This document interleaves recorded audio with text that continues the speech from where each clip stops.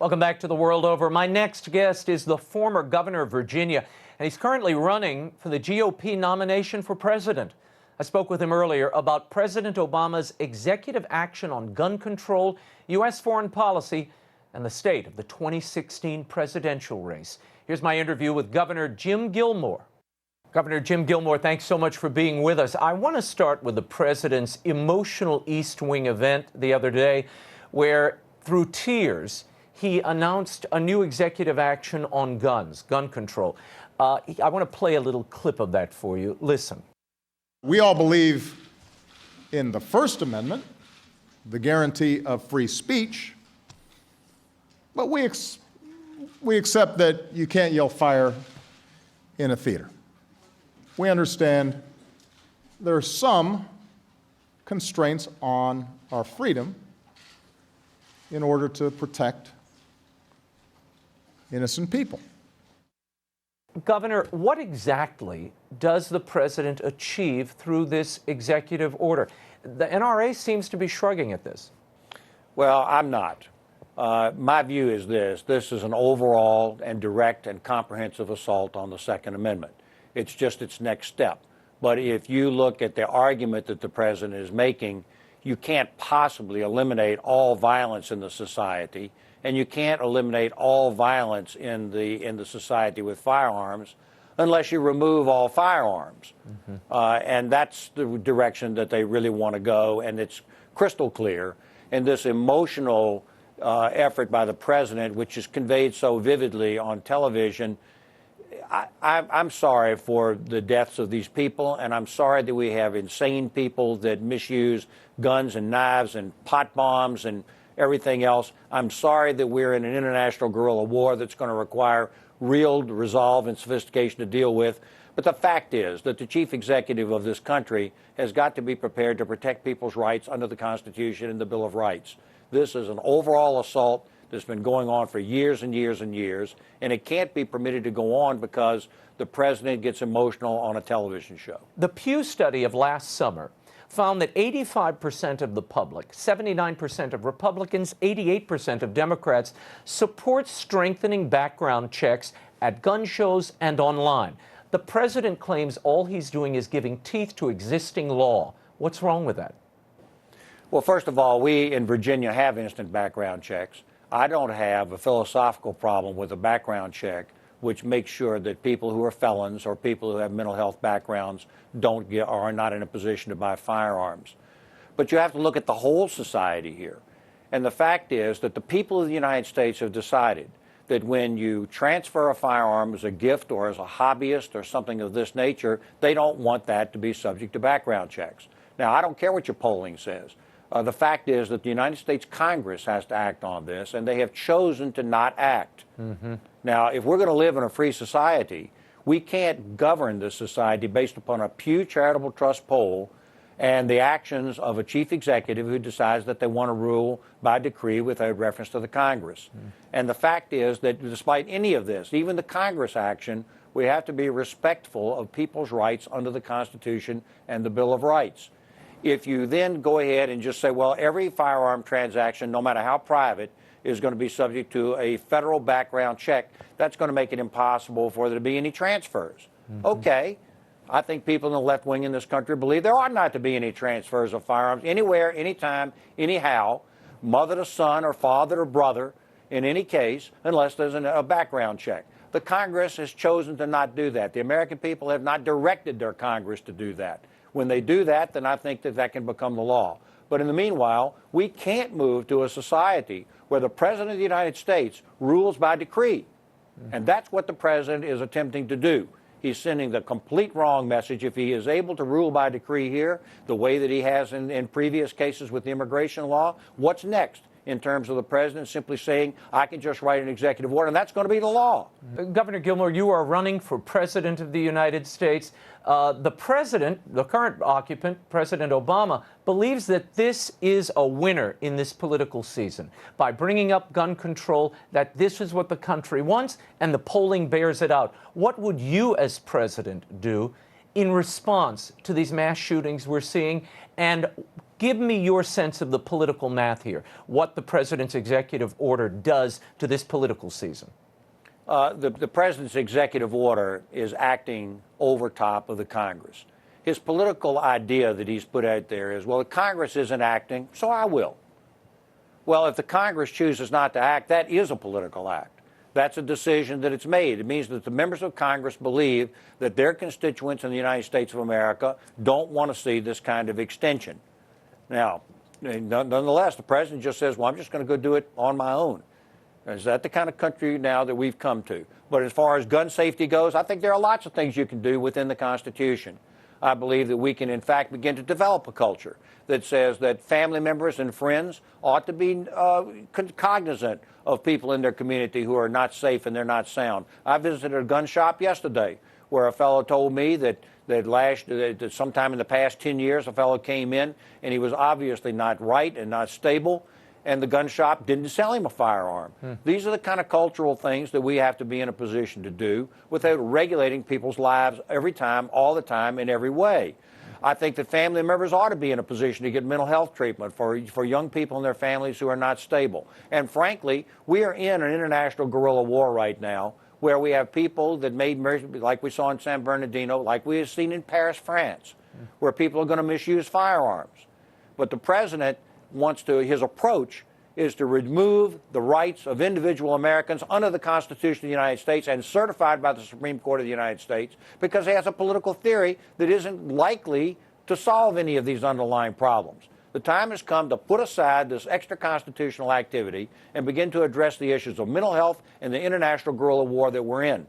Now, as a candidate for president, I'm actually qualified on these issues. I've been a defense lawyer, an elected prosecutor, an attorney general, a governor of a state, and an expert in international affairs with respect to these kinds of international guerrilla warfare going on. I've chaired the National Commission on Homeland Security. I was the governor during the 9/11 attack, and I was the United States Army intelligence agent. In fact, I'm the only veteran in this race.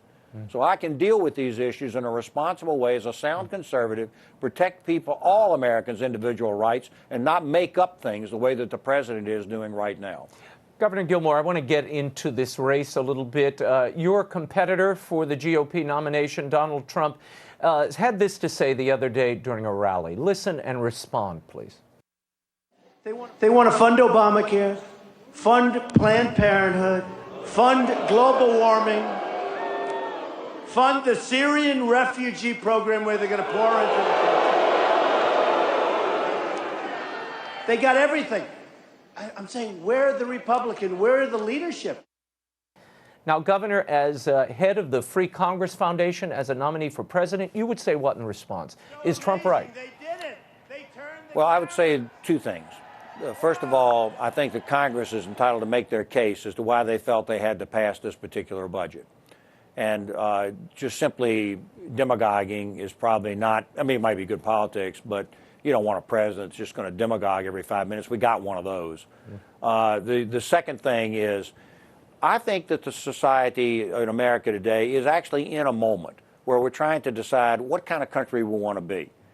Whether or not we want to continue this sort of left-wing funding of everything and everybody, and then coming back to the American taxpayer and grasping for more and more money at the same time that we're deliberately trying to run a slow-growth, poor society.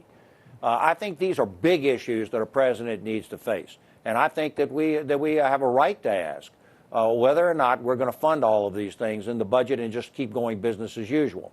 I do believe the American people are saying through the Tea Party and through some of these candidacies that are out there, although I believe many of them are saying very reckless things, I do believe that we're seeing the American people begin to rebel against this business as usual taxpayer funding of all kinds of things that they don't think is a priority. And I agree with that, actually. I think that we have some priorities that we need to face with our money. I think we need to face the safety and security of the American people. We're underfunding our budget. We're putting limits on the defense budget. We don't have a real plan about what we're going to do about this international guerrilla warfare. We're underfunding education across the country. We're not really doing public education justice in this country. There are a lot of issues out here that we have to address.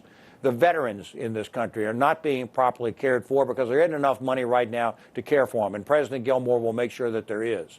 I'm going to stand for gun rights. I'm going to stand for veterans' rights and making sure that that's done. And above all things, I have the experience, not only as a governor, but as a foreign policy person, to understand what has to be done to protect this country in this time of crisis. I want to talk about the Middle East for a moment while we're on foreign policy.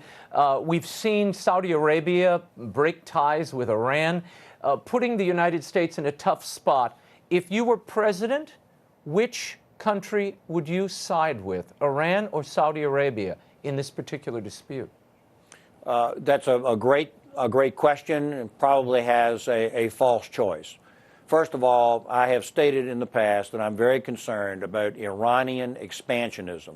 They seem to want to be expanding beyond their borders and invading into Iraq and subverting that, and then participating also in Syria. It's very, very dangerous. My goal would be to keep Iran within its borders, which I think is the legitimate policy of the United States. I have great misgivings about the Saudi Arabians and about others out there. They just finished, for example, carrying out summary executions of a large body of people based upon their political beliefs, which I don't think Americans ought to be supporting. So the problem we've got in the Middle East right now is that it's a horribly unstable situation. We don't need to be trying to direct and govern everybody that's going on out there in the Middle East right now. But I believe we have to be active in our foreign policy, using the strength of our economy and our military, and trying to shape events to protect the American people. That is our obligation, and it's going to have to be a very sophisticated policy right now in the Middle East. And frankly, we're not running a lot of candidates for president right now that have the experience and knowledge to be able to protect the American people with this dissolution of the Middle East that we're seeing right now. Governor Gilmore, briefly, before we run out of time, what would you do about these Syrian refugees, particularly the Christian refugees, who are really caught? They're not able to get visas to come to the United States or other countries, and yet they have no support in the home country or even in the adjoining countries. What would President Gilmore do for those folks? I think you have to look at the big picture. There are refugees across the entire world right now because the world is in crisis. This is a time in America when we are living in a world in crisis. There are refugees and Christian refugees all across the world that would love the opportunity to simply come to the United States. I think we have to ask ourselves whether or not we have an economy that's in a shape right now that's able to absorb people, whether or not we have a culture that's able to absorb people. We have great resistance right now among the American people on the refugee issue. So I think that frankly, I think we have to continue to develop the underlying issues in the Middle East and develop a situation of stability in the Middle East where Christians can have the right to live in their own home country, and to develop the liberties and freedoms of religion and the ability to have their families safe that we're frankly not seeing today. That's where American influence ought to be put right now as we go forward over the next 4 years of the new presidency. Let's talk about this race and where you are in it. When you look at the polling, Governor, you're not even showing up in these polls in most of the states. Is your internal polling telling you something else? And how much longer can you remain in this race?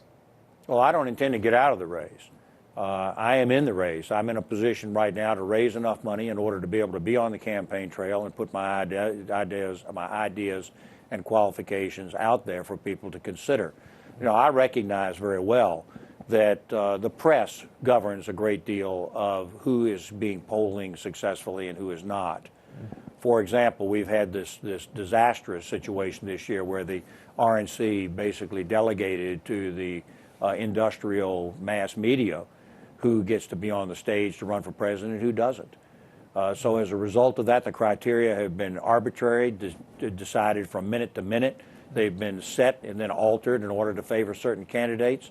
Donald Trump, who has been on television for 10 years doing a game show, is the best known. He has followed that up with very flamboyant statements that are very mean towards Hispanics, mean towards Muslims, mean towards Asians, mean towards women, mean towards African Americans. And that's gotten a lot of play and a lot of press, and then that results in higher poll numbers because of name identification.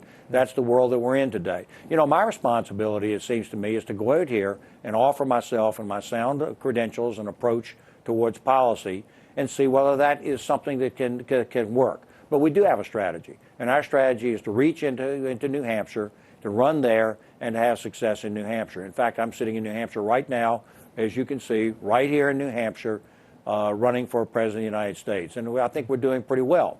Now, is it enough? We're going to find out on February the 9th. Mm-hmm. So the strategy is to have a showing in New Hampshire and then march through the other states, but you have to perform in New Hampshire. Where would you have to come in? What would you consider a success? Oh, I don't think I need to make that decision. I think that the people in New Hampshire are going to decide whether I'm a worthy candidate if I can get my voice out there, and that is a challenge right now, because the press wants to cover, frankly, some candidates on the Republican side who are not electable, and they know they're not electable. That's why they're covering them in the first place. So my job is to stick with this and run well, and to have a showing better than expected. And then we'll see from there. But I will tell you this: where I'm working at it every day. I'm on the ballots in New Hampshire, South Carolina, Florida, Virginia, Tennessee, North Carolina, Massachusetts, and there will be other states that will be on those ballots. And my ideas, I believe, will carry the day.